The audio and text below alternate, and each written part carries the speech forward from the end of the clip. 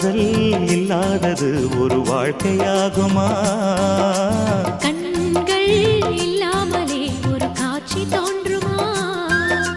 பெண்ணை தொடாதது ஒரு பெருமையாகுமா? முத்தம் சிந்தாமலே அது முழுமையாகுமா? முழுமையாகுமா? காதல் இல்லாதது ஒரு வாழ்க்கையாகுமா?